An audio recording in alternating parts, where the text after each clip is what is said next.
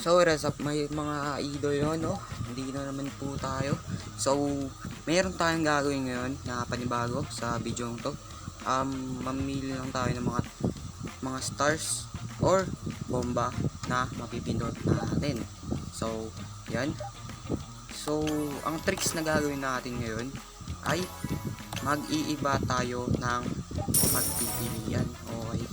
Hindi yung sa isang position lang. Sa iba't iba tayo mamimili. Kung makikita nyo naman sa ginagawa ko, yun, maiba tayo. Yan, yan, yan. O, diba? Easy money na tayo dyan, mga idolo. So, yun, enjoy nyo na ng pakanood.